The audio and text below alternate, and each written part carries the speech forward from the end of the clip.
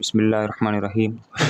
Welcome to student with मीमोन जी। अब हम पढ़ेंगे प्रीपोजिशन के रिलेटेड लेक्चर जो थे। पहले हमने प्रीपोजिशन ऑफ टाइम को क्लियर किया, अब हम प्रीपोजिशन ऑफ प्लेस को क्लियर कर रहे हैं, ठीक है, जो प्रीवियस लेक्चर में हम कर चुके हैं।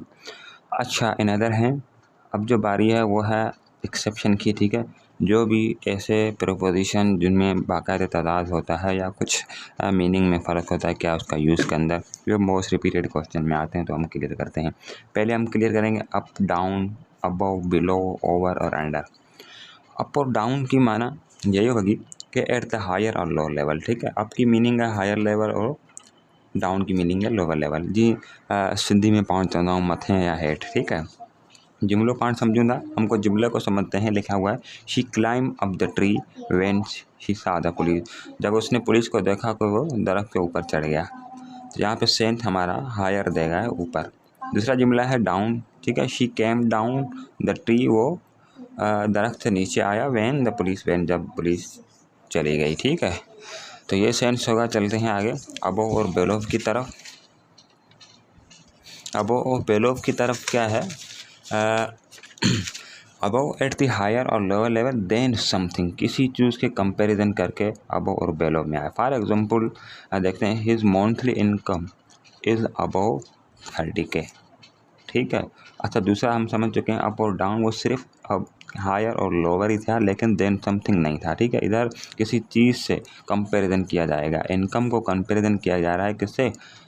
1000 से या रुपीज़ के। मंथली इनकम को कंपैरिजन किया जा रहा है किससे? पैसों से। तो for example his monthly income is above 30K, ठीक है। His monthly income is below the 30K।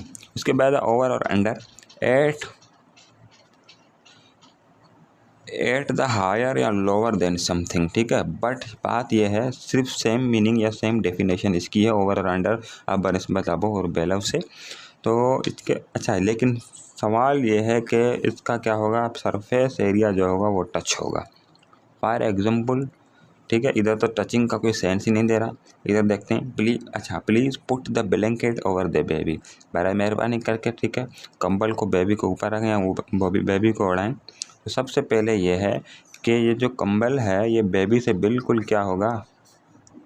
Touch होगा। और सेंस किसका देगा? हायर का देगा। क्लियर। दूसरा जुमला देखते हैं the cat is sitting under the tree, ठीक है। जो बिल्ली है वो बैठी है या बैठ रही है कहाँ पे? दरख्त के नीचे। तो बिल्कुल टचिंग एरिया होगा। क्लियर। अच्छा, उसके बाद आगे चलते हैं हमारा ओवर और अंडर के अंदर।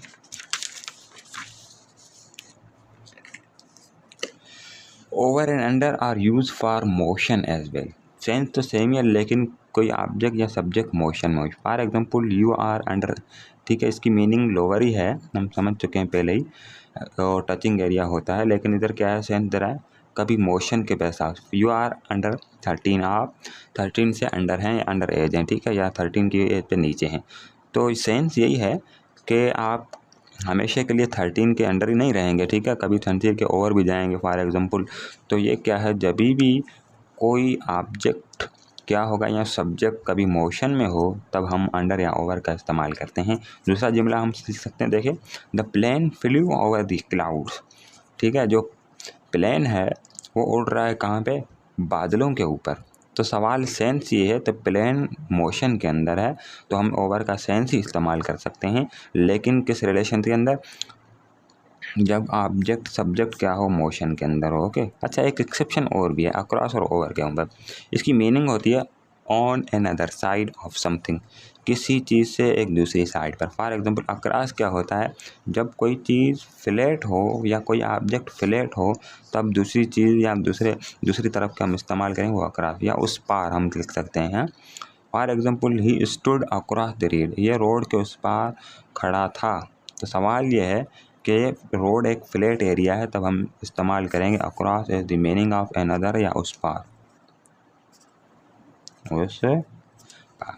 ओवर क्या है? हाई एरिया होगा, यानी ऊंचा एरिया होगा, बिल्कुल पहाड़ों जैसा। फॉर एग्जांपल हम देखते हैं over he has jumped over the wall, ठीक है, एक दीवार है वो हाई है, फ्लैट नहीं है, तो उसके ऊपर से इसने जंप लगा चुका था।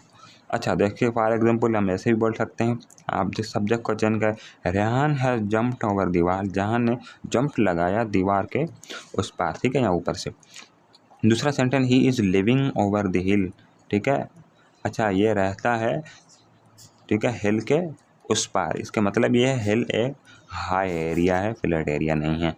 उम्मीद है बात आपको समझ में आ रही है। जब भी फ्लैट एरिया होगा तो हम उस कार के सेंस में हम क्या इस्तेमाल करेंगे, अक्रॉस इस्तेमाल, जैसे across the road for example, ठीक है।